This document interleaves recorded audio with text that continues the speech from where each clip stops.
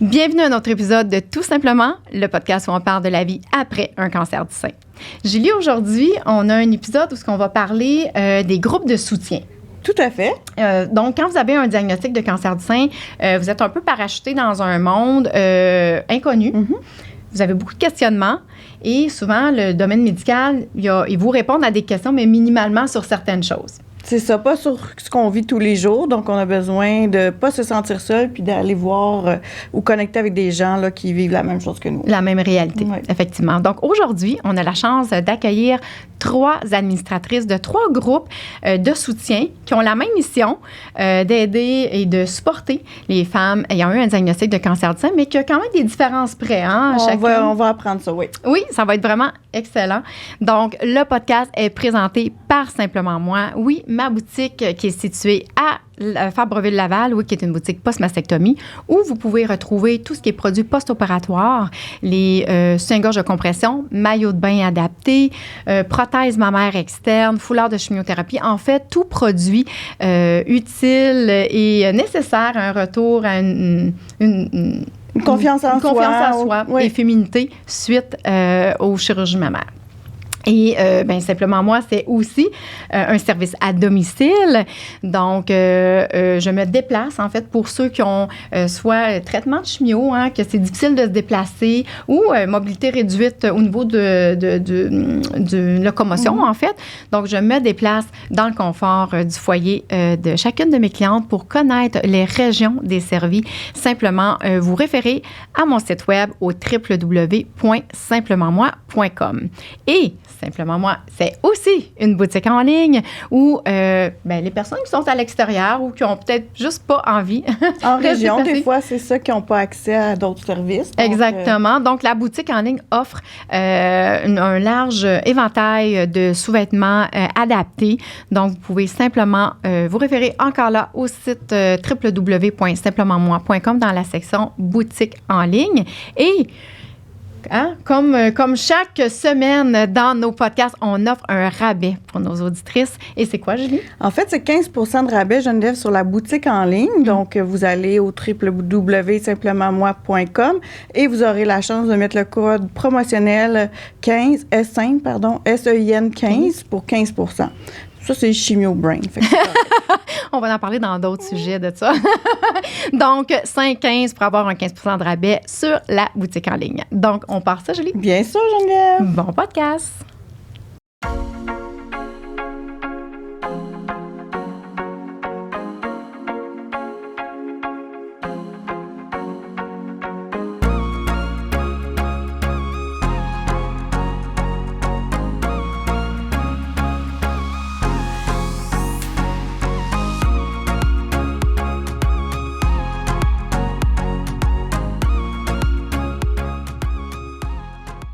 Bonjour les filles! Bonjour! Allô. Bonjour! Bienvenue sur notre podcast. Aujourd'hui, je suis super contente de vous recevoir parce qu'on va parler d'un sujet qui me tient à cœur, les groupes de soutien. Les groupes qui font du bien pour des femmes qui ont un diagnostic de cancer du sein.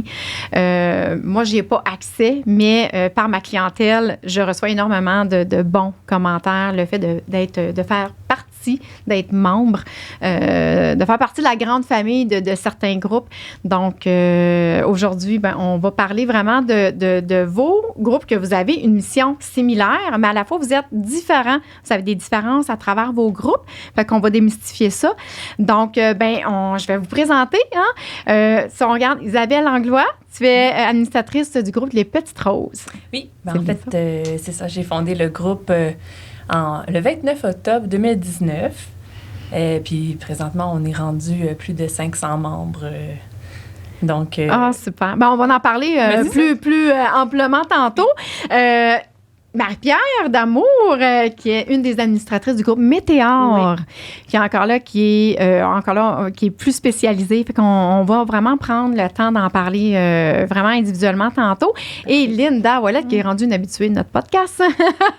Linda, qui est administratrice, du groupe Cancer du sein Québec-Canada. Oui. Que je pense que dans vos groupes, c'est le groupe, parce qu'il est plus général, hein, c'est le groupe le plus volumineux, là, si on peut dire comme ça, mais encore là, on va plus le démystifier tantôt pour chacun de vos groupes. Bien, merci Geneviève. En fait, dans mon cas, quand j'ai eu le diagnostic, je me sentais un peu seule, hein, évidemment. Tu sais, on a l'image de la chaise qui tombe par en arrière, là. Puis on ne sait pas vraiment à qui en parler. Bon, on en parle à notre famille, on a le corps médical avec nous, c'est sûr. Mais après ça, on se sent un petit peu, des fois, toute seule à la maison à vivre certaines choses. Donc, pour les groupes que moi, j'ai adhéré, c'était celui de Linda en premier, au mois d'avril 2018.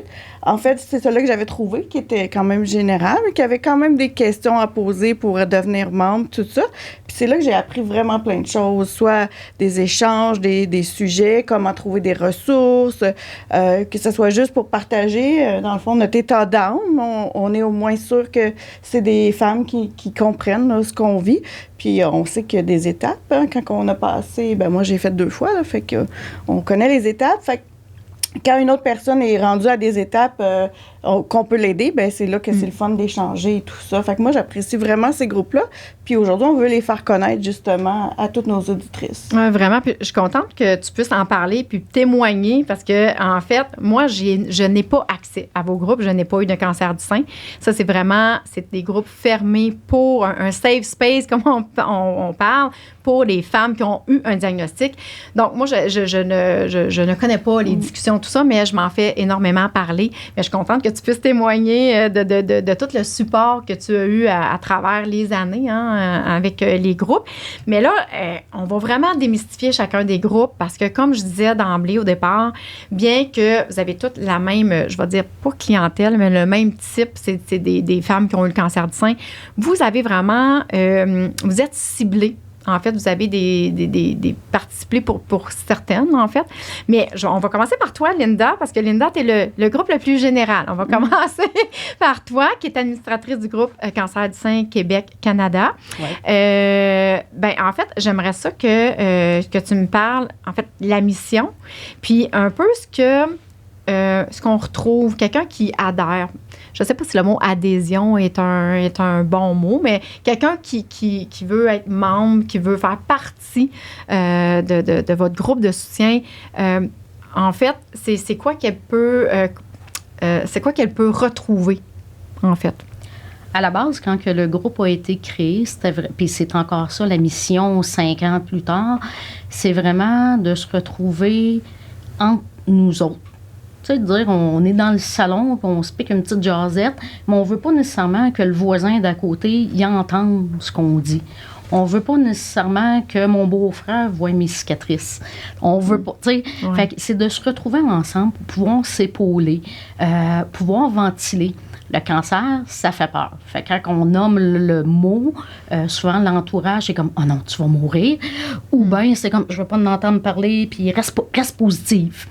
Fait que ça devient difficile de ventiler, de nommer nos émotions. Tu sais, de dire j'ai peur. Non, ça va bien aller. Ouais, ça va bien aller. C'est ça. Fait que à la base, il a été créé pour justement se retrouver entre nous autres, d'être capable de poser des questions, de nommer nos sentiments, nos craintes, nos peurs, d'apprendre aussi c'est quoi qui va s'en venir dans le processus. Là, je viens d'avoir un diagnostic. J'ai une claque en pleine face. C'est quoi les prochaines étapes? Oui, c'est quoi qui s'en vient? Fait qu'à la base, c'est vraiment ça. On épaule, on écoute, on supporte. Fait que c'est vraiment... on ne donnera pas de recette miracle de racines de pissenlit. Ça, non. Tu veux parler de tes cristaux magiques? Non plus. Fait que nous autres, c'est vraiment, tu as une équipe d'oncologie, tu as des questions, pose-le à ton équipe en oncologie. On ne parlera pas de médical comme tel. On va parler de, j'ai un bobo, y a-tu quelque chose que je peux faire? Faut-tu que j'aille à l'hôpital? On peut quand même s'entraider. Par vos expériences, en fait. Oui, c'est ça. On va quand même s'entraider. Il y a des personnes qui, des fois, vont poser une photo, puis là, on appelle tout de suite, c'est ton infirmière pivot. Mais sinon, c'est vraiment plus par rapport aux émotions, par rapport au vécu que le groupe y existe. Pour adhérer, parce que oui, c'est une adhésion. Les gens ne font pas juste demander de rentrer dans le groupe, sont acceptés. Il y a des questions de base. On veut que les gens, ça soit des femmes, qui ont un diagnostic de cancer du sein, soit présentement ou qui l'ont eu dans le passé. C'est pas grave, c'est en autant qu'il y a déjà eu au moins un diagnostic de cancer du sein. Les personnes qui sont en attente d'un diagnostic, qui ont fait la biopsie, on ne les prendra pas. Parce que des fois... la biopsie peut révéler que ce n'est pas un cancer du sein nécessairement. C'est en plein ça. Mais on reconnaît, par exemple, que c'est une période qui est très anxiogène. Donc, on va référer la ligne d'écoute de la Fondation du cancer du sein. Fait qu'à chaque fois, moi, je vais refuser la personne, je vais lui demander, c'est quand ta date, ton prochain rendez-vous pour avoir le résultat de la biopsie. À partir de ce moment-là, si malheureusement tu as un cancer, tu referas une demande. Sinon, en attendant, vu que tu as probablement le stress dans le plafond, téléphone à ce numéro-là, tu vas avoir des gens habilités pour pouvoir te parler. Dis-moi, Linda, en fait, comment est né ce groupe-là? Je crois que ça a un lien avec ton amie Véronique. Oui. Peux-tu nous en parler? Dans le fond, c'est Véronique Masson, celles qui ont acheté le livre 25 roses. On va faire une pub en même temps. Véronique était mon phare que j'ai choisi pour le livre. C'est Véronique qui a créé le groupe. Elle a eu son diagnostic en décembre 2017. Et c'est ça. Elle cherchait des gens à qui en parler parce que dans son entourage, là, c'était difficile de trouver quelqu'un pour en parler puis se faire comprendre. Puis, fait qu'elle est allée chercher des groupes sur Facebook puis elle ne trouvait pas quelque chose qui lui convenait. Soit qu'il y avait beaucoup trop de membres. Des fois, il y a des groupes, là, c'est 3000, 5000 membres. Là, elle trouvait que c'était trop gros. Des filles qui viennent de la France. Les traitements ne sont vraiment pas les mêmes entre l'Europe et juste les instituts, là, c'est très différent. Là. Oui, même au Québec, entre chaque niveau hôpital, médical, c'est très différent. Là. Fait qu'elle n'arrivait pas à trouver. Fait qu'à un moment donné, elle a fait, Torieux, je vais m'en créer un groupe. Fait qu'elle l'a créé, pas dans le but qu'il devienne gros, ni dans le but qu'il persiste dans le temps, mais c'était un besoin personnel pour elle. J'aimerais ça, trouver des femmes, qui ont un cancer du sein, puis qui pourraient m'épauler là-dedans. Fait que, entre guillemets, c'était très égoïstement qu'elle faisait le groupe. Et le groupe, il a pris une ampleur que maintenant, on est rendu à 1300 membres. On est content qu'elle ait été égoïste. Oui, tout à fait. Moi, je suis arrivée dans le groupe, dans le fond, en juin 2018, à mon diagnostic. Un peu comme Véronique, j'avais été regardée un peu partout. Je trouvais pas. Et je suis tombée par pur hasard sur ce groupe-là. Rapidement, moi et Véronique, ça a fusionné, là, les deux ensemble. Je suis devenue administratrice là, avec elle parce que le groupe s'est mis à exploser un moment donné. Donc, gérer ça toute seule, là, c'était trop lourd. Puis pour en faire partie, je peux dire que le groupe est très actif. Hein. Il y a toutes sortes de sujets. On peut l'utiliser le jour, le soir, la nuit. Là. Je veux dire, il y a des gens connectés ou qui vont nous donner des réponses ou des questions à choix, dans le fond. C'est là aussi où on fait plein d'échanges sur des sujets. Tu parlais tantôt des fois, on se donne des conseils entre nous. On n'est pas médecin, mais si on dit, je prends tel médicament, est-ce que quelqu'un a eu cet effet secondaire-là? Bien là, c'est rassurant de dire, ah oui, OK, ça se peut. Finalement, OK, je vais passer ma fin de semaine, mais je sais que lundi, je vais parler à mon infirmière pivot ou je vais faire une démarche là, pour régler cette situation-là. Puis dans le fond, c'est comme un espace sans jugement. Fait que c'est ça que j'aime, moi. Peu importe la question, il n'y en a pas de questions niaiseuses. Il n'y a pas... peu importe ce qu'on veut demander. Linda est souvent la première à répondre, soit par des références ou soit par une réponse. Je peux dire, elle est active très tard, même en soirée et en nuit. Je peux le confirmer. Tout à fait. Vive l'insomnie. Fait que c'est vraiment le fun et rassurant d'avoir un groupe comme ça qui était général. Moi, j'ai trouvé juste par le mot cancer quand j'ai tapé ça dans Facebook. Donc, c'est celui-là que j'avais découvert en premier. Oui, parce qu'il faut dire que c'est tous des groupes, on parle aujourd'hui là, de groupes Facebook, là, de groupes de soutien. Je ne sais pas si je l'avais mentionné, mais là, pour ceux qui nous écoutent, c'est des groupes Facebook. Linda, vous êtes un petit peu plus de 1300 membres. Es-tu la seule? En fait, vous êtes 2 administratrices ou vous êtes plusieurs? On est plusieurs. On est 2 administratrices. Il y a moi et Véronique parce que ça nous donne plus là, de possibilités pour gérer le groupe. Et il y a 3 modératrices avec nous autres. Donc, présentement, on est 5 au total à pouvoir gérer le groupe. Puis quand, mettons, il y a des moi, je voulais savoir, parce que j'imagine les publications doivent être approuvées.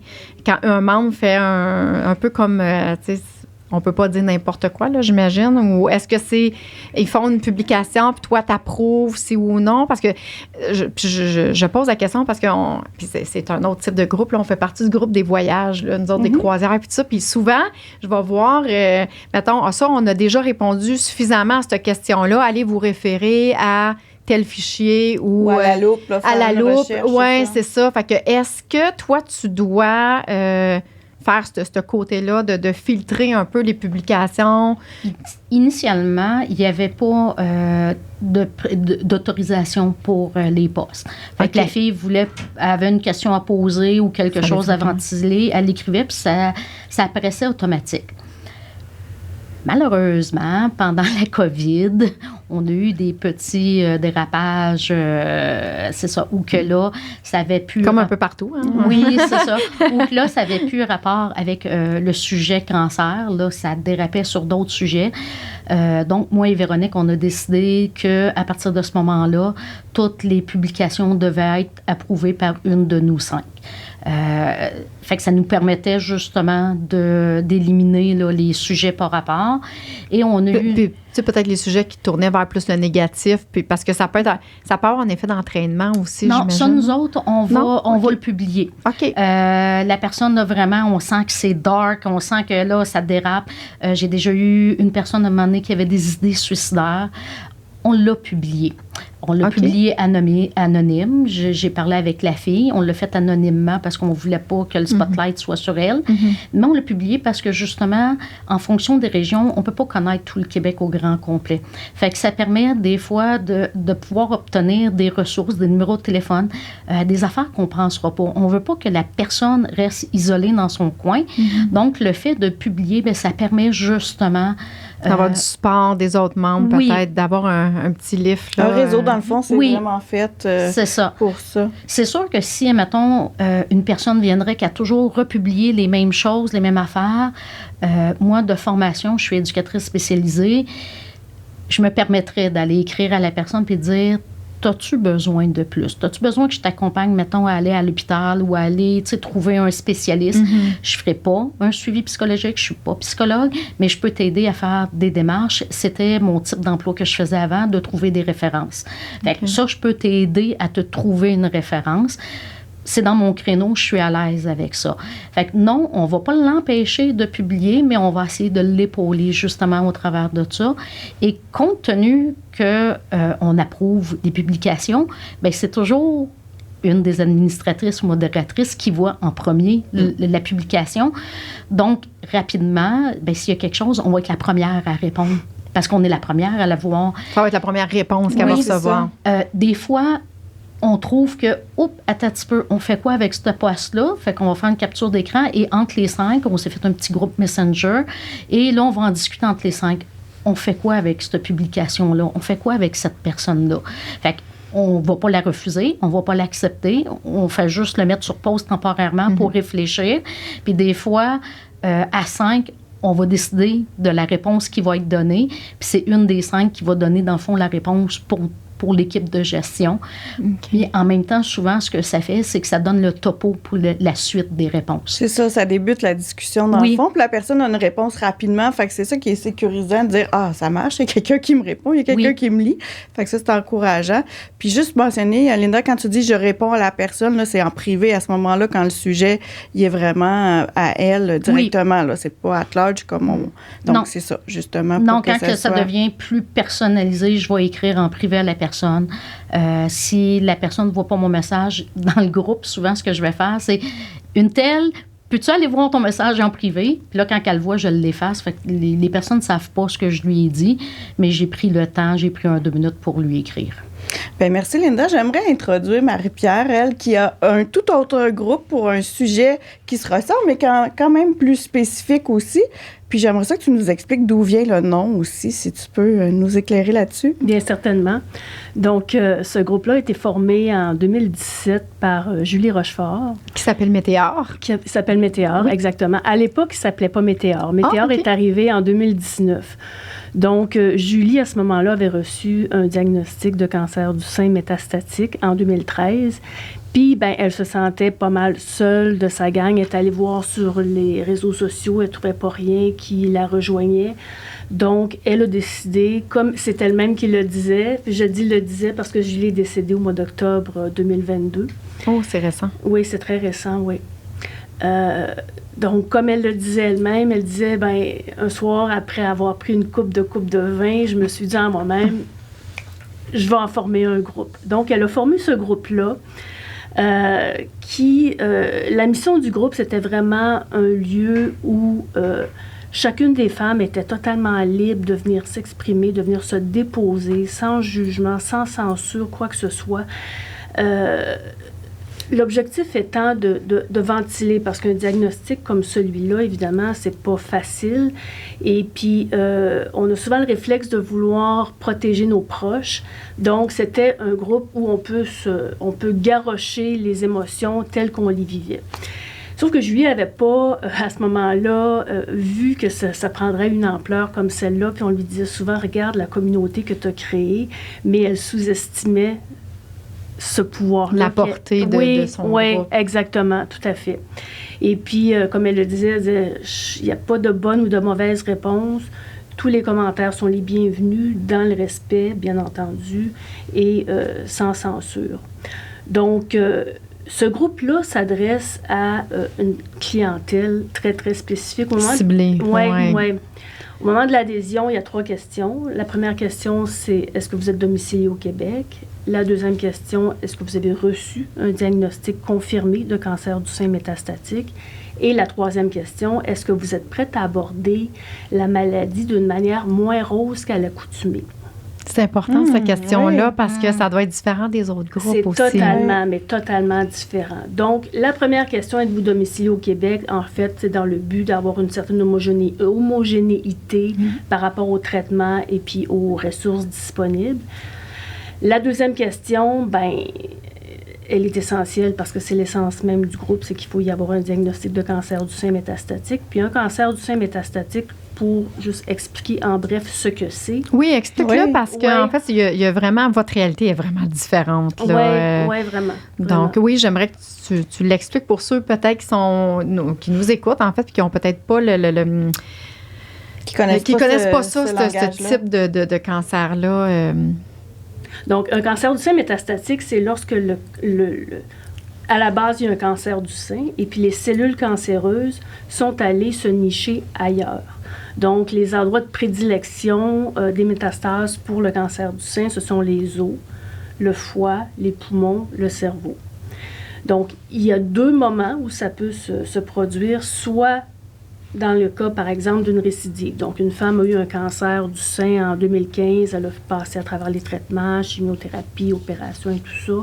Après ça, elle est en rémission un bout de temps, tout va bien, reprend ses activités, puis à un moment donné, commence à avoir mal dans le dos, par exemple, dit, voyons, qu'est-ce qui se passe là, fait des examens, puis finalement, on s'aperçoit qu'elle a des métastases au niveau des os. Donc, ça devient un cancer du sein métastatique et non pas un cancer des os. Donc, ce sont les mêmes cellules cancéreuses qui partent du sein, qui s'en vont se nicher qui ailleurs. Ont migré, en fait. C'est ça. C'est comme la maman cancer qui fait des bébés cancer. Okay. Ou ça peut se produire d'emblée. C'est-à-dire que, moi, c'est mon cas. C'est que j'ai reçu le diagnostic de cancer du sein métastatique. J'ai eu la totale en partant. Donc, j'ai passé les examens, tout ça. Donc, il y avait un cancer du sein. On a fait les examens d'extension. J'avais des métastases osseuses. Donc, cancer du sein métastatique. Donc, c'est ça. Donc, ça touche ce genre de clientèle-là. Et puis, la troisième question, elle est bien importante parce que la troisième question, c'est de savoir... Son état psychologique. Est-ce qu'on est prêt à aller vraiment... est-tu prêt? Jusqu'où on est prêt à aller? Dans une zone, peut-être. Oui, parce que des fois, ça peut être confrontant et tout ça.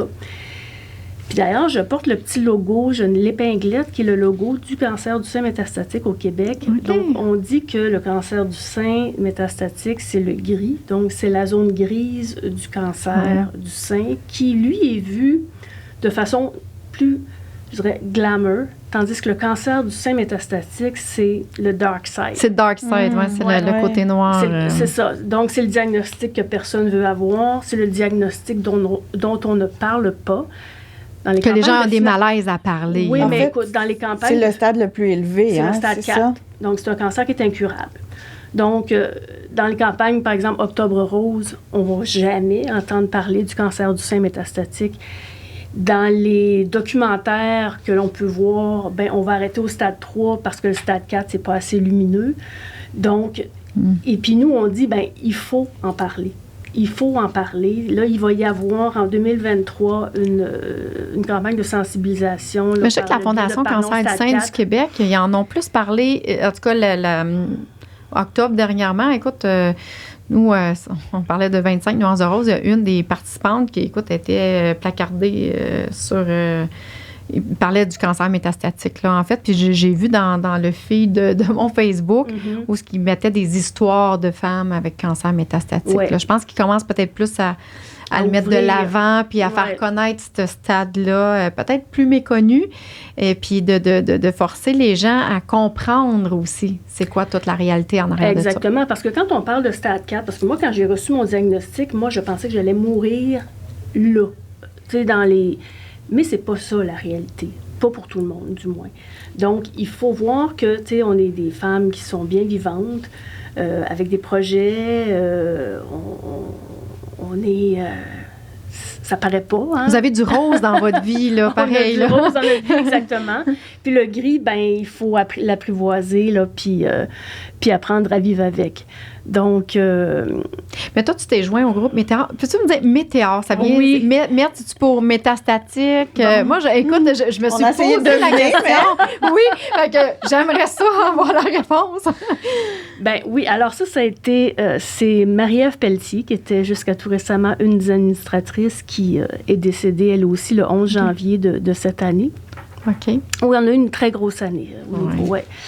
Donc, à un moment donné, Marie-Ève Pelletier, c'est une fille qui pensait beaucoup, puis une fille très, très, très curieuse et qui joue avec les mots et tout ça. Puis, pendant une nuit où elle ne dormait pas, elle a dit « Ah, Météor.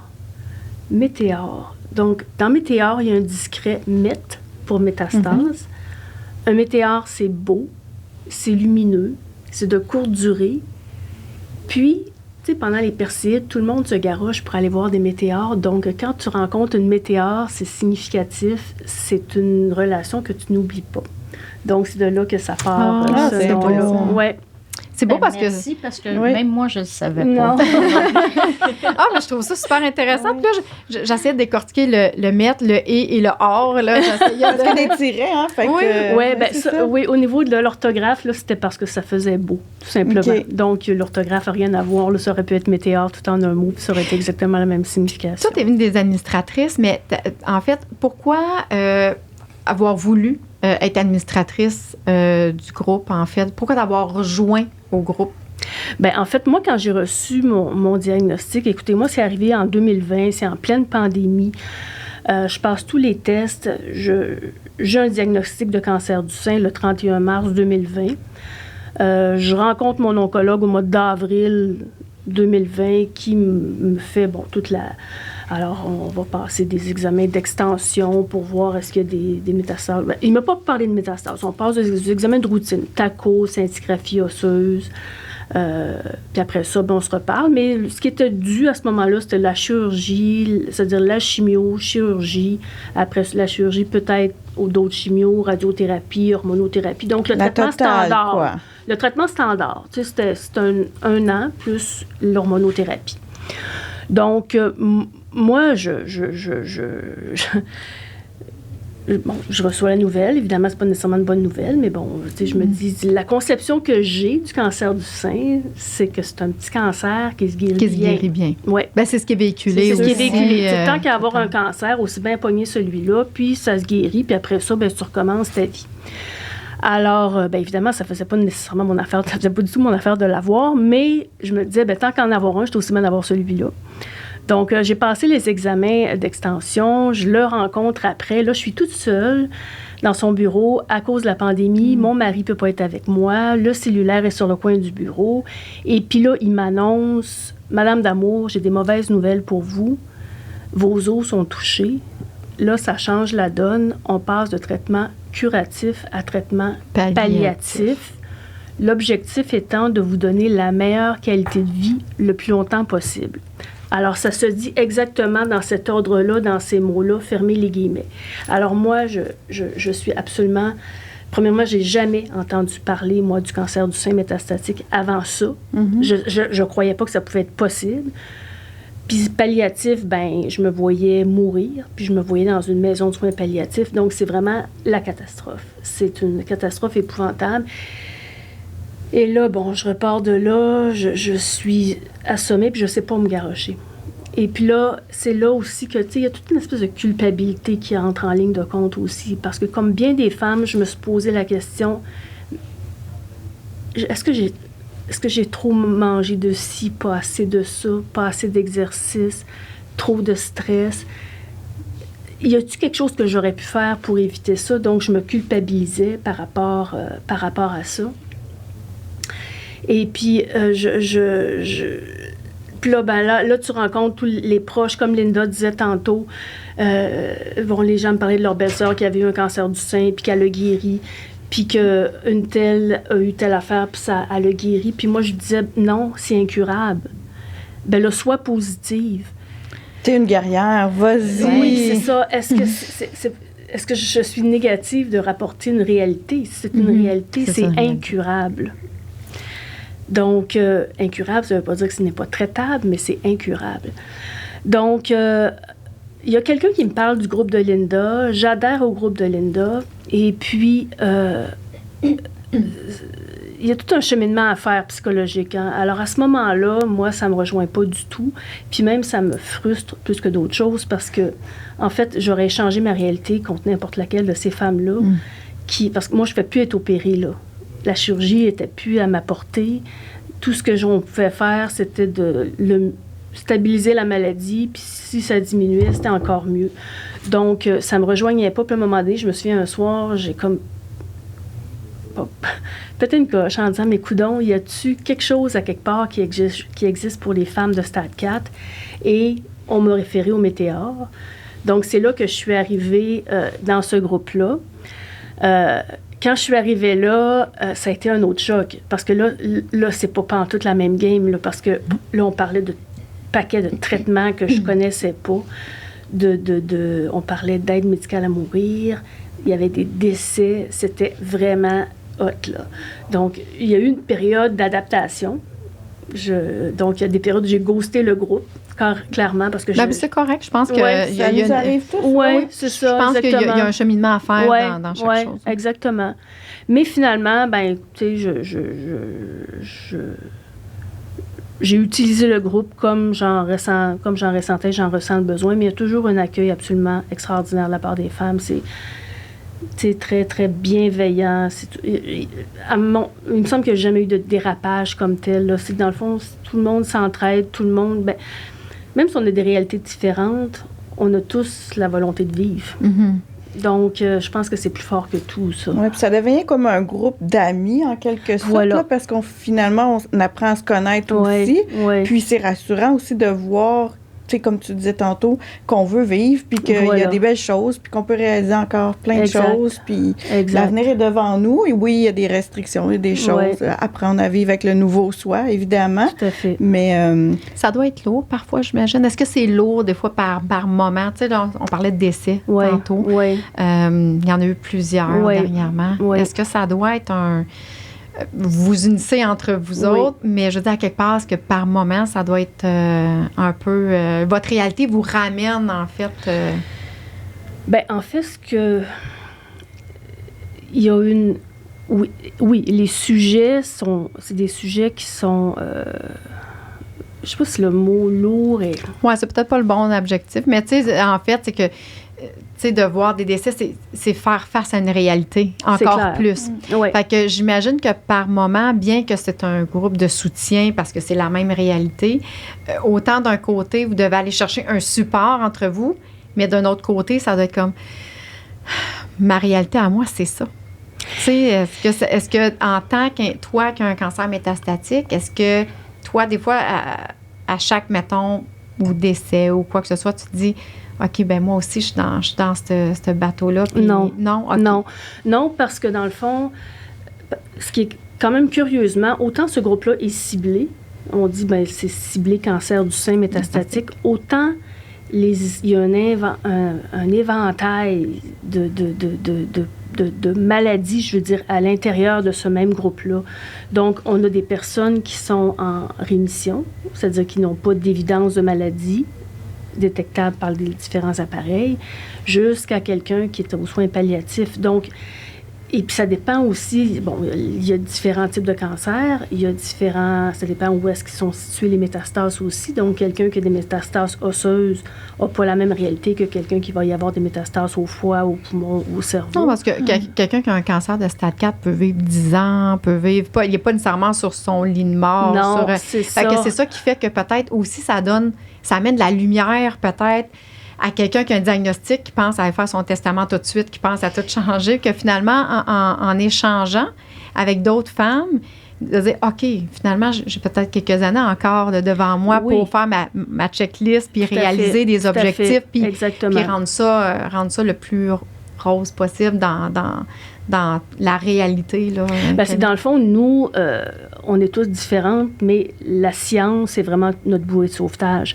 Donc, chaque fille dit, puis c'est drôle parce qu'on a tous le même discours, là, de dire, moi, les statistiques, je vais les défier. Mm-hmm. Et puis, je vois des filles qui enchaînent des traitements de chimio, ça fonctionne pas. Un autre chimio, ça fonctionne pas. Un autre chimio, ça marche pas. Vous avez des périodes de 3 mois, hein? C'est ça, quand ils vous donnent on a des scans.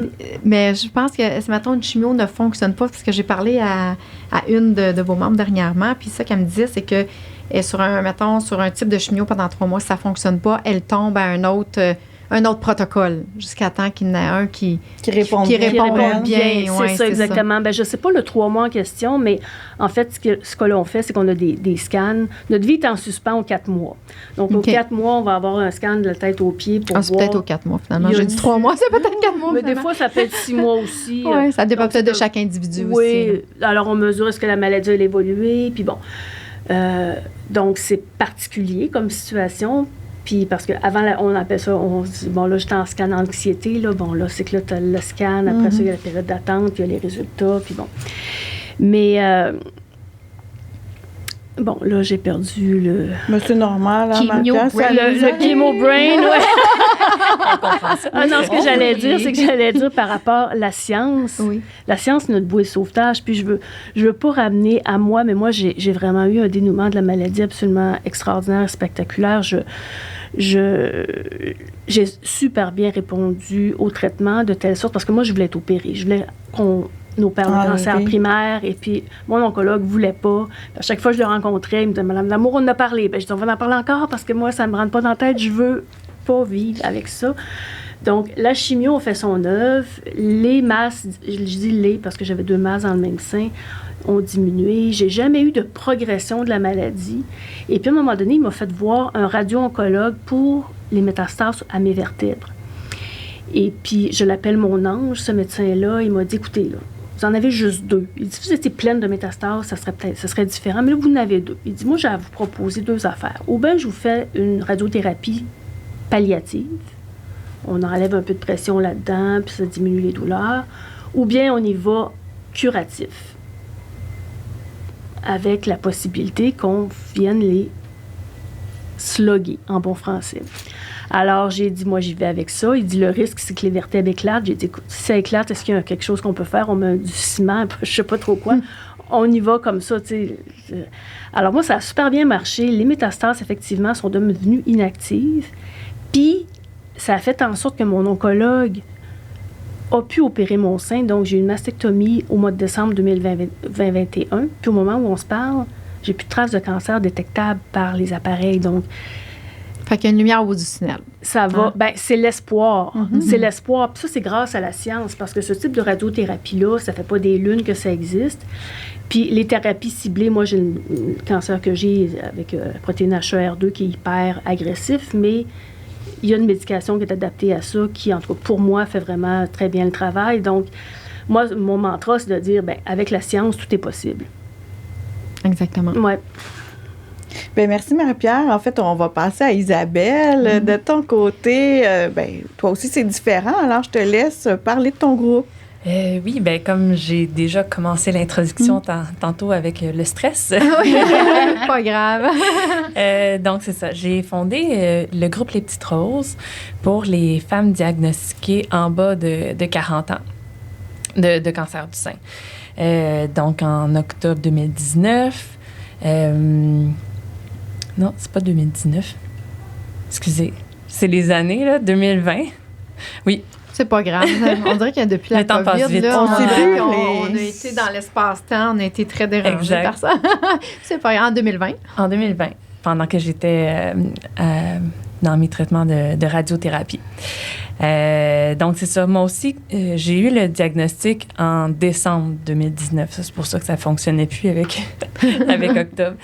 Je me sentais très seule quand j'allais à mes rendez-vous de chimio. J'étais la plus jeune. Je m'identifiais à personne. Au début, les seuls groupes que j'avais trouvés, c'était des groupes qui étaient administrés par la Fondation du cancer du sein. Parce que, juste pour faire le groupe, toi, il est vraiment ciblé pour les femmes 40 ans et moins. Oui, c'est ça. Ça, on va le mentionner parce que c'est vraiment, c'est ciblé pour vraiment un type un type.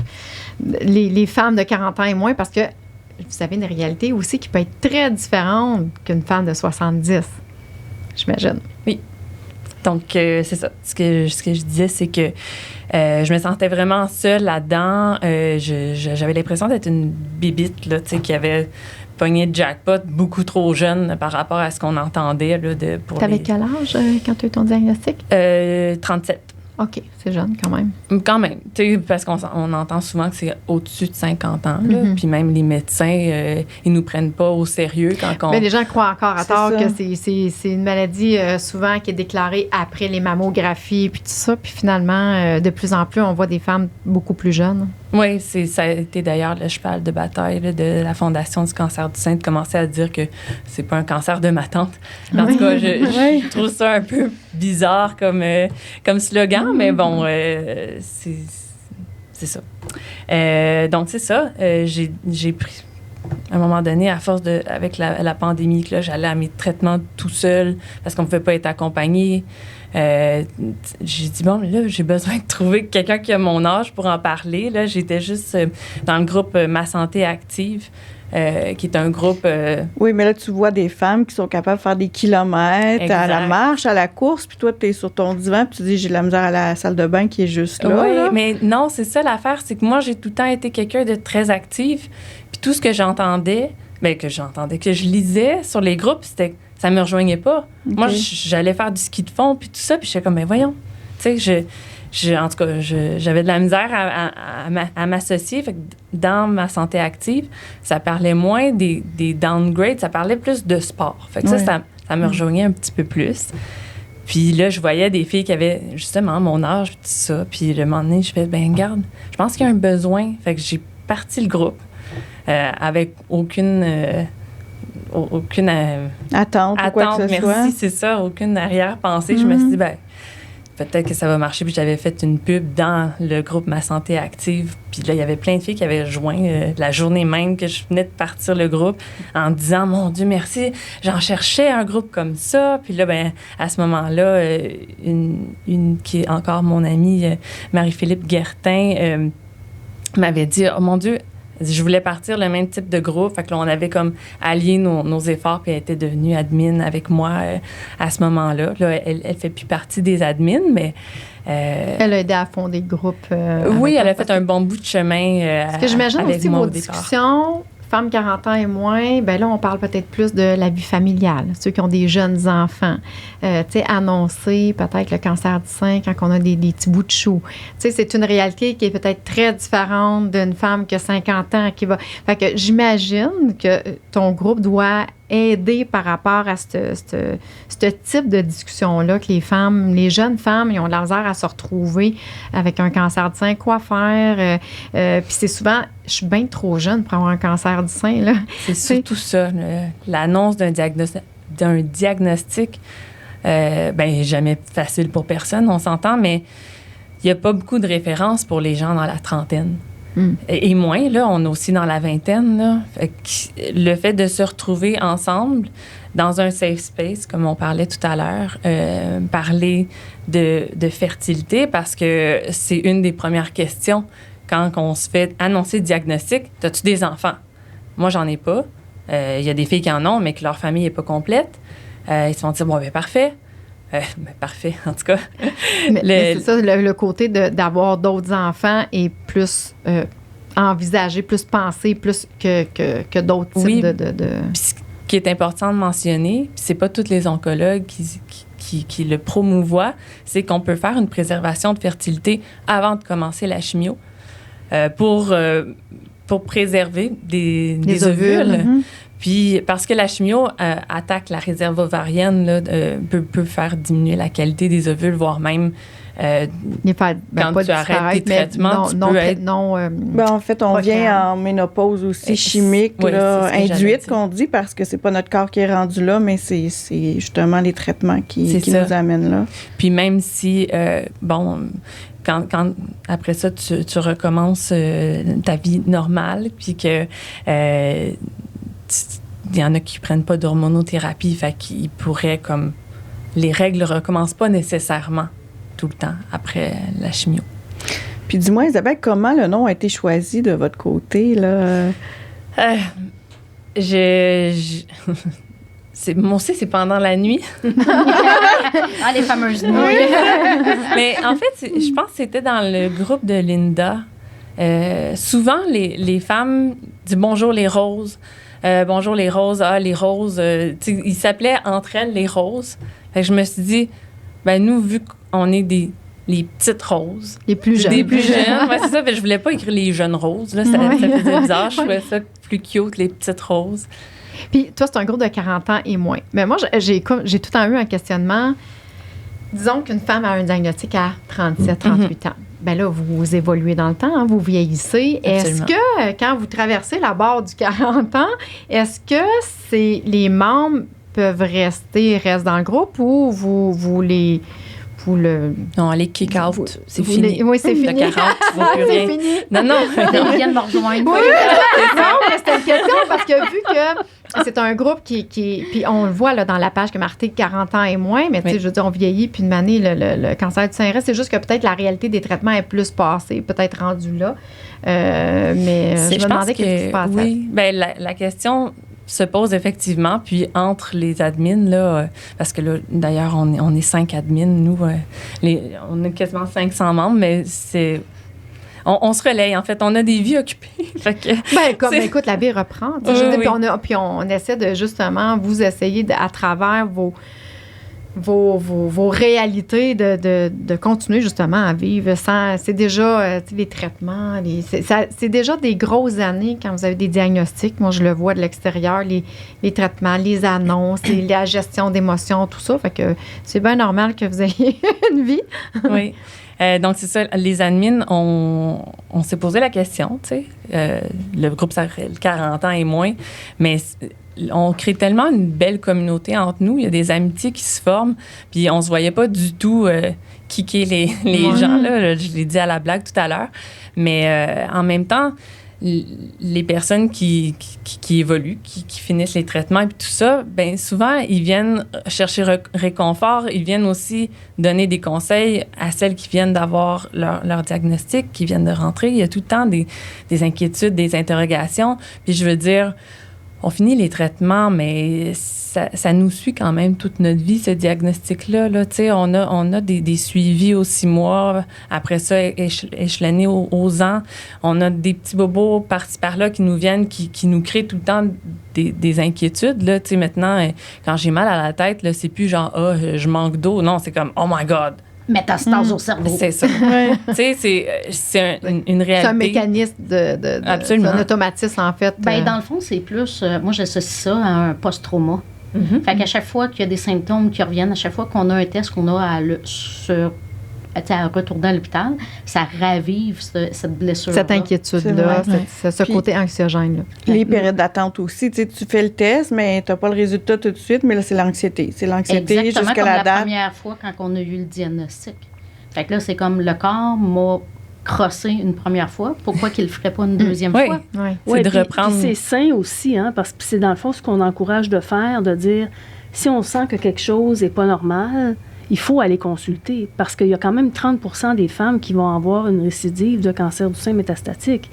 Alors, on a beau dire c'est pour les autres, mais on encourage C'est interrelié. Oui, voilà, Ouais. exactement, tout à fait. Tout à fait. De ton côté, Isabelle, est-ce qu'il y a des critères ou des questions pour adhérer au groupe, outre le 40 ans et moins? Là? Parce que moi, je peux pas y aller. J'avais 42 ans, là, j'ai 47. Fait que, non, c'est ça. Ben oui, en fait, il faut que ce soit des femmes du Québec qui aient eu aussi un diagnostic confirmé là, de cancer du sein. Puis, il me semble que l'âge, c'est ça. OK. Oui. En fait, les filles, pensez-vous qu'on devrait parler de ça plus aux hôpitaux, puis mettre ça sur Oh des listes de mon Dieu, référence, puis qu'est-ce qu'on pourrait faire avec Moi, ça? justement, j'ai eu mon rendez-vous avec mon oncologue avant-hier. Je rentre dans le bureau, puis elle fait « Hey, sais-tu, elle dit, j'ai entendu parler de toi, elle dit dernièrement. » Ah! De quelle façon? Une de ses patientes lui a parlé du groupe de cancer du sein. Fait que, et là, elle s'est rendue compte qu'il y avait quelques-unes de ses patientes qui connaissaient le groupe. Et là, maintenant, elle le réfère. Nous autres, on se demandait dernièrement, je suis de la région de Saint-Jérôme, on se demandait pourquoi on avait beaucoup de demandes de filles dans le coin de Saint-Jérôme. Et Merci à mon oncologue.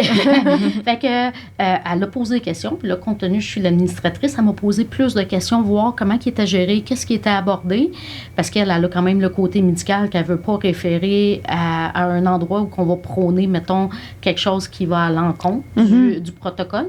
Fait que là, quand que je l'ai les protocoles de licorne ou c'est des choses qui vont à l'encontre. Puis c'est délicat, hein? C'est vraiment délicat. Oui, c'est ça.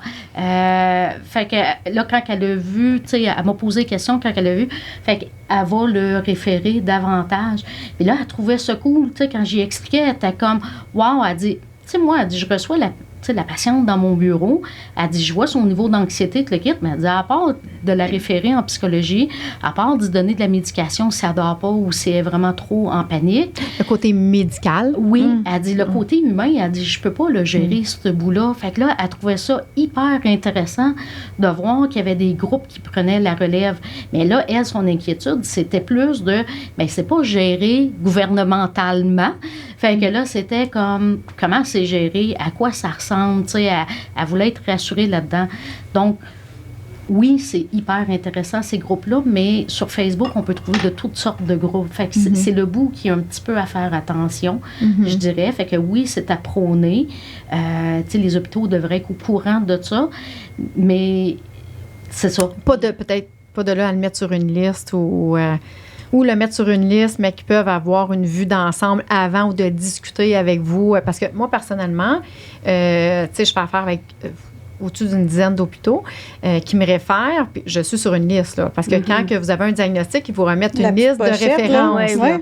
Bon, moi, mon nom est cité dessus pour le volet produit, mais je me disais, Caroline, ça serait le fun de pouvoir avoir comme groupe de soutien. Tu sais, d'avoir, oui, psychologue, tout ça, mais le côté plus échange avec d'autres patientes ou d'autres femmes qui ont la même réalité, c'est tellement pertinent parce que, oui, il y a le volet psychologique, mais c'est pas le même jargon, hein? Quand on parle à un psychologue, quand on parle avec d'autres personnes qui ont vécu la même chose, la psychologue n'a pas vécu nécessairement un cancer du sein. Fait que je trouverais ça pertinent de pouvoir le mettre, mais peut-être avant, comme tu dis, de rencontrer puis de montrer, voici à quoi ressemble le groupe. Moi, ce que je verrais encore plus, parce que ça existe présentement, c'est à Sherbrooke. À Sherbrooke, il y a l'organisme La Rose des Vents. C'est un organisme communautaire qui vient en aide aux gens qui sont atteints du cancer. Peu importe le cancer, peu importe que ce soit homme ou femme. Ils ont toutes sortes de panoplies de services qui vont du prêt de prothèses capillaires à des soins à domicile, à du transport. Et c'est gratuit pour la personne qui a le cancer. Mais c'est des intervenants qui sont engagés. Fait qu'il y a vraiment des psychologues, il y a vraiment une travailleuse sociale. Cet organisme-là, moi, je suis allée le voir, je suis allée poser des questions, je connais la directrice de l'endroit. Ça devrait être partout au Québec. Oui. Là, pour l'instant, eux autres, ils gèrent que Sherbrooke. Je sais qu'il y a d'autres organismes qui existent ailleurs. À un moment donné, il y en avait à Gatineau. Ça l'a fermé par manque de subventions. Il y en a un à Longueuil aussi. Mais sais, comme moi, à Saint-Jérôme, il n'y a rien. Si je veux avoir de quoi, je dois aller à Montréal, à la Fondation québécoise du cancer.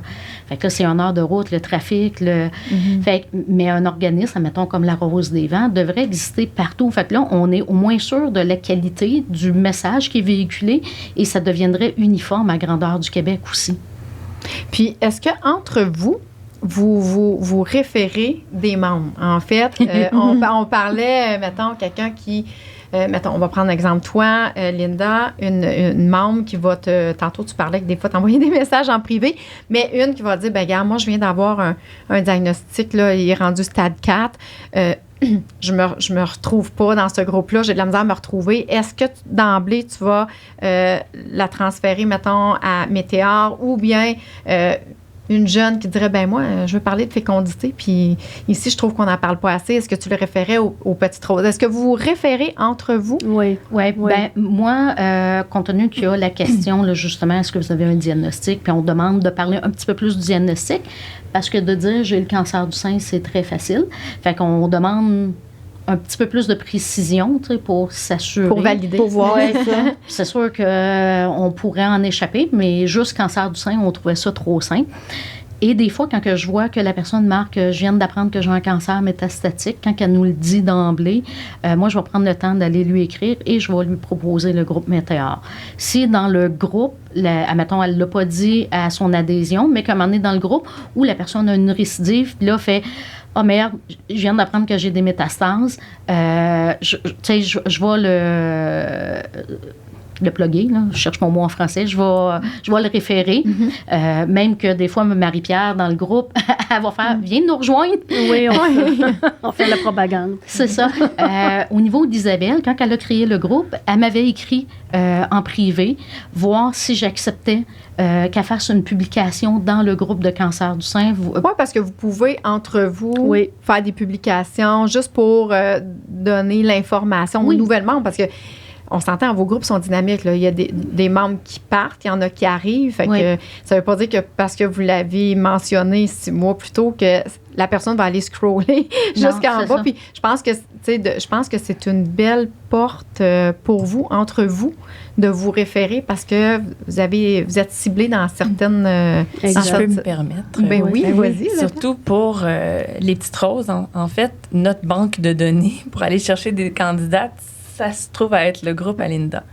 Parce que tout ce qui est les groupes Facebook de la Fondation, ils ne veulent pas qu'on fasse de promotion. Du cross-référencement qu'on parle. Là, les groupes ruban rose, là, ils ne veulent pas qu'on parle de nos groupes dans leur groupe.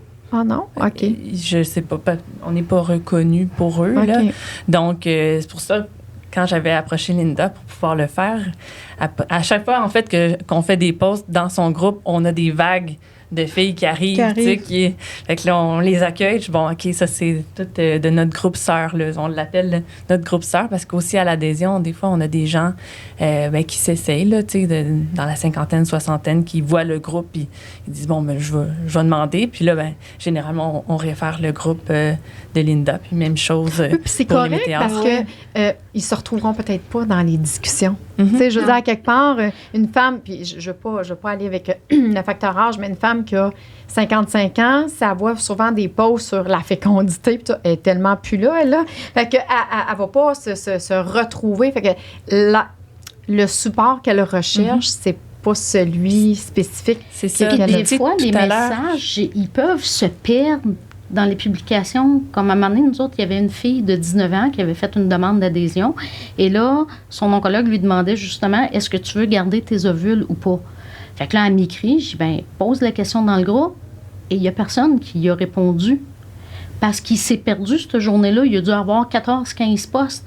Fait que, et déjà qu'il n'y a pas beaucoup de filles dans la vingtaine, ça s'est perdu. Fait que finalement, j'ai régraphié, puis j'ai référé le groupe. J'y vais sur les petites roses. J'ai probablement que tu risques d'avoir plus de réponses avec elles qu'avec nous autres. Effectivement. Puis tout à l'heure, j'ai été un peu coupé court avec les sujets pour le groupe. On parle beaucoup, effectivement, de fertilité et tout ça, mais il y a tout qu'est-ce qui est côté carrière, là, les études, tu sais, les filles, ils n'ont pas fini d'étudier pour la plupart, ou, tu sais, sont au départ de leur carrière. Fait que financièrement, c'est pas facile non plus, tu sais. C'est tous des sujets où le dating, tu sais, ils n'ont pas commencé leur famille, ils n'ont même pas trouvé comme l'amour de leur vie, on va leur partenaire comme ça.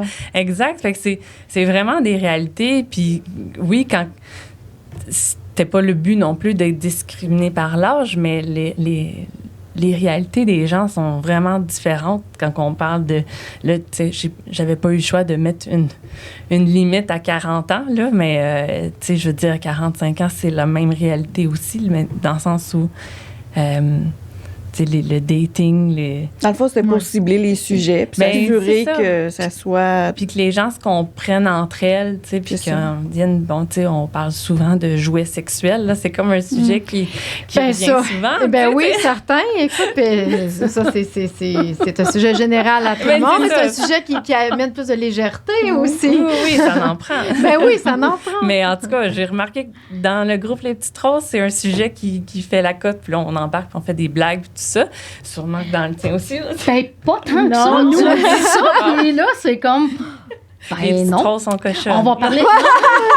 Nous autres, on va parler plus de sécheresse vaginale. On met ça aussi. Avec l'hormono, oui. En fait, on parle de sexe. Les filles, là, moi, j'ai une question, parce que le cancer du sein, c'est pas juste les femmes, il y a quand même 1% des hommes. Si un homme vous approchait dans vos groupes, est-ce qu'il pourrait adhérer ou comment ça se passerait? Nous autres, c'est... vas-y, Maria, vas-y. À ton tour. À mon tour, oui, c'est ça. Mais j'aimerais juste revenir sur l'autre question. J'ai pas eu la possibilité de répondre. À savoir au niveau des référencements. Oui, c'est ça. C'est que il y a des femmes dans notre groupe qui ne se retrouvent pas nécessairement pour X raisons, vont préférer adhérer à quelque chose qui est plus, je m'excuse, soft. Mais à ce moment-là, on les réfère là, au groupe de Linda. Et puis, dernièrement, on parle de fécondité, mais on a des jeunes femmes dans nos groupes aussi. Là, dans notre groupe, on a des filles qui ont en bas de 30 ans, qui ont pas le temps d'avoir d'enfants parce qu'elles sont diagnostiquées stade 4, donc il n'est pas possible là, de prélever ou je ne sais pas trop quoi les ovules.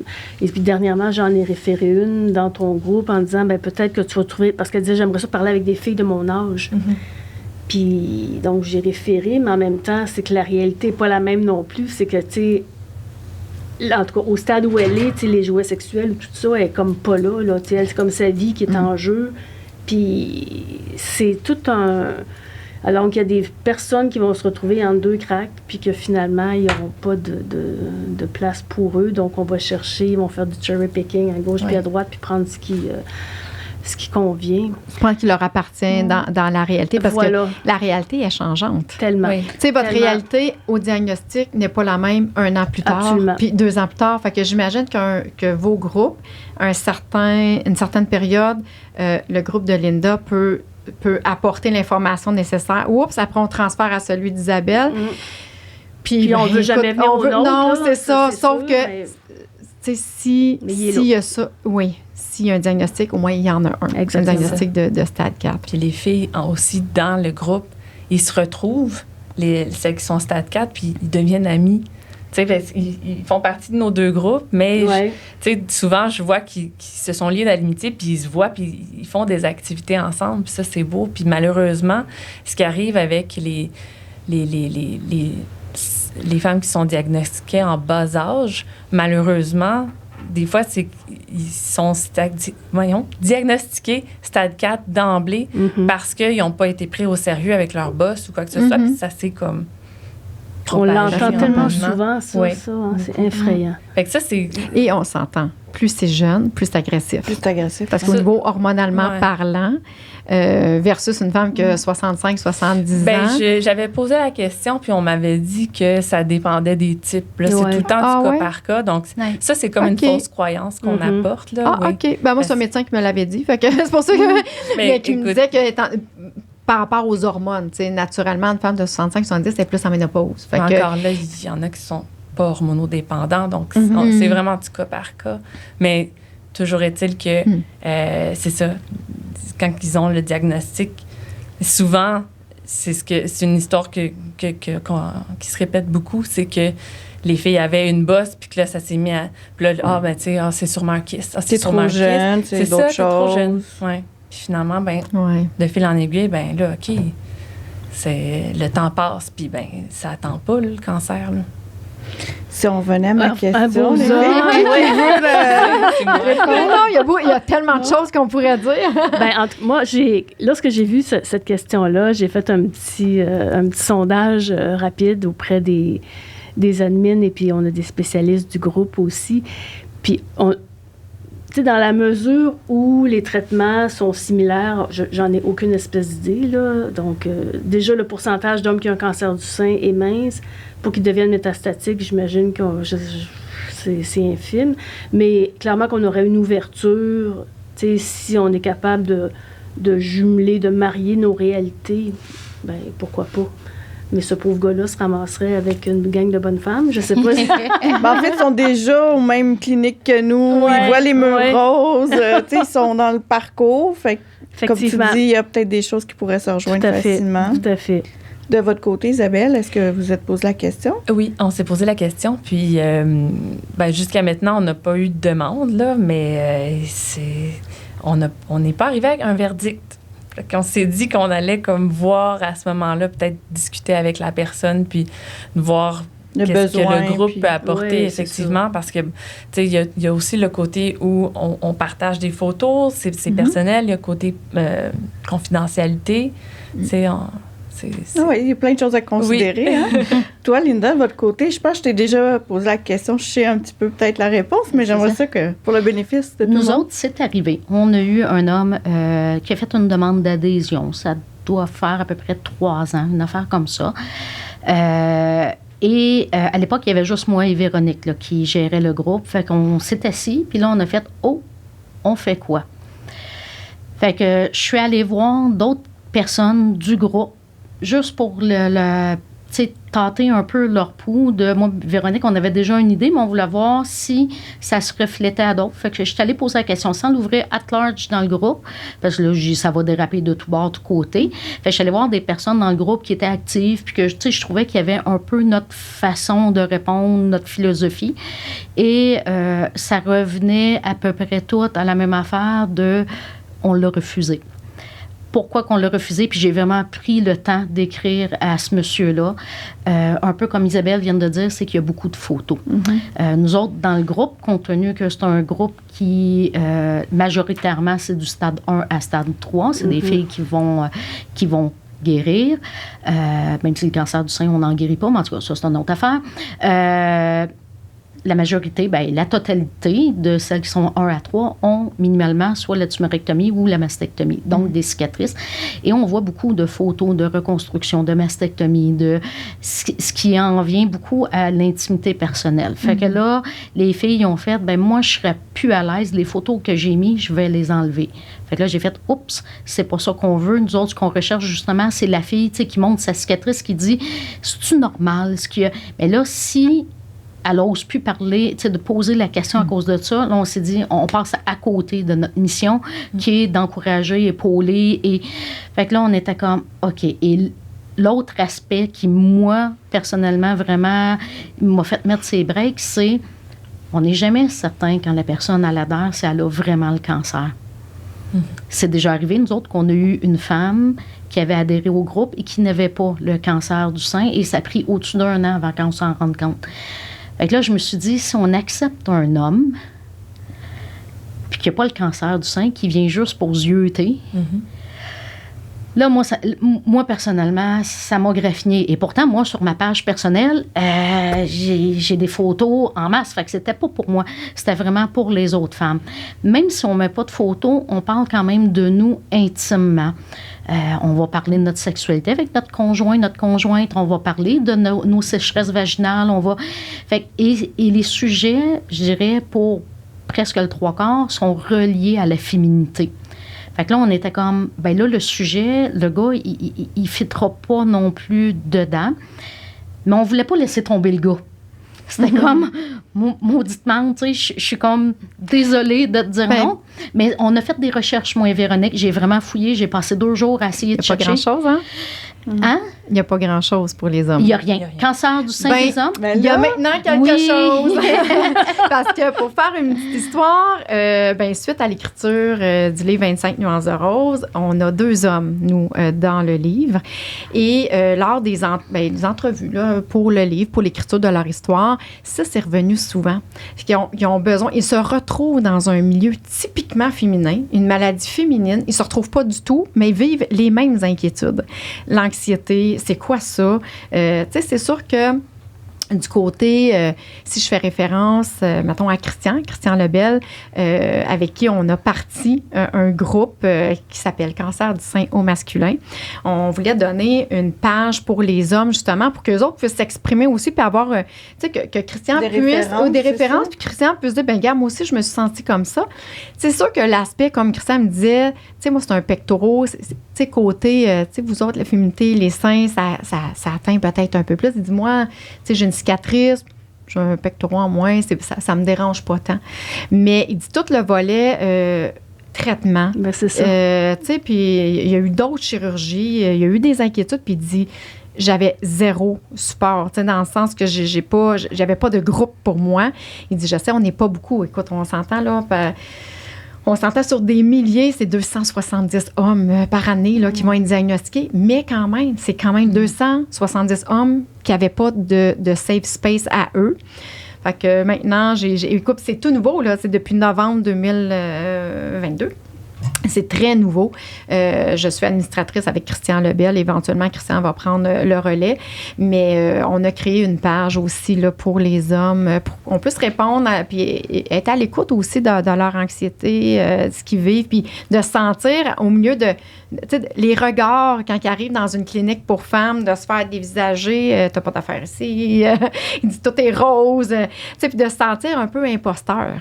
C'est ce qu'ils nous disent, on se sent imposteur. Là, c'est pas supposé de moi un diagnostic de cancer de la prostate. OK, cancer du sein, puis c'est encore tabou pour eux autres d'en parler, de dire j'ai eu un cancer du sein. Je suis vraiment chanceuse parce que Christian, lui, il a décidé vraiment de s'impliquer puis d'aller de l'avant puis d'en parler. Puis je suis très heureuse qu'il ait pris parce qu'il y a peut-être d'autres hommes qui vont pouvoir mieux en parler. Fait que... En fait, oui, c'est ça. Geneviève, lui, il voulait vraiment recueillir aussi des informations, faire en sorte que lui puisse partager son expérience puis aider des gens. Puis d'ailleurs, on l'a reçu sur un de nos podcasts justement pour en parler.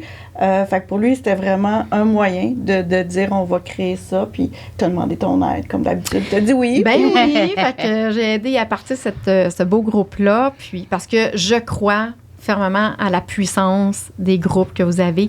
En terminant, merci de votre implication parce que c'est purement bénévole, hein, on va le dire. C'est de votre temps.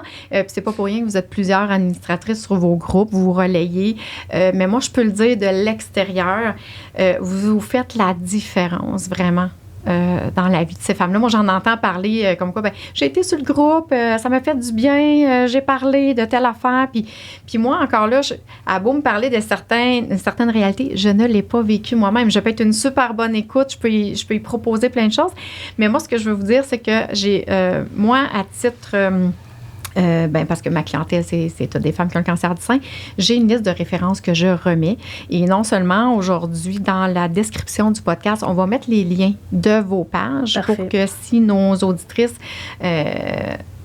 veulent vous contacter ou peut-être même une auditrice qui n'a pas un cancer du sein, mais que sa sœur, sa mère, ou qu'elle connaît, puis qu'après dit, gars, va sur ce groupe-là, j'ai entendu parler de ça. On n'en prend pas de ça, des sœurs, puis... Non, mais elle pourrait référer en disant... référer. Oui, maintenant, d'accord. elle a sa sœur qui a eu un cancer du sein, puis qu'elle a dit, garde, tu peux aller sur ce groupe-là, ça va t'aider. Oui, c'est ça, je veux peut-être pas l'exprimer.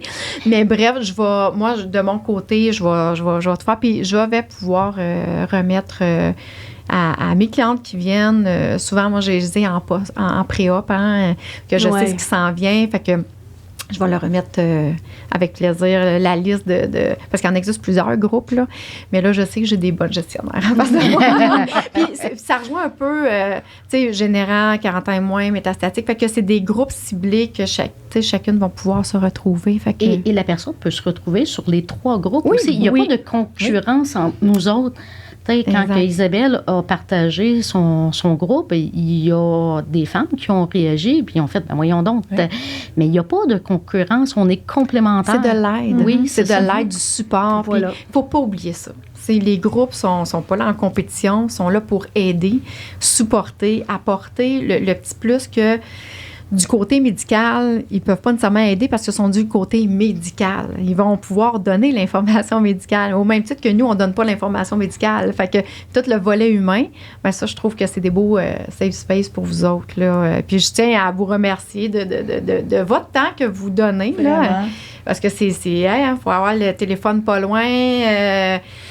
C'est de la gestion. Beaucoup de temps. Mais, tu sais, à travers ça, je pense que la mission, c'est d'aider les gens. Puis je pense qu'à travers ça, ça fait du bien de savoir qu'on peut contribuer à améliorer le quotidien de quelqu'un, puis juste être là. Fait que je pense que c'est la mission des groupes. Puis, encore merci. Merci de nous avoir reçus. Merci, mesdames. C'est bien gentil. Puis, comme je dis, moi, je vais laisser les liens sur la barre de description. Merci. Merci. Bye bye. Bye.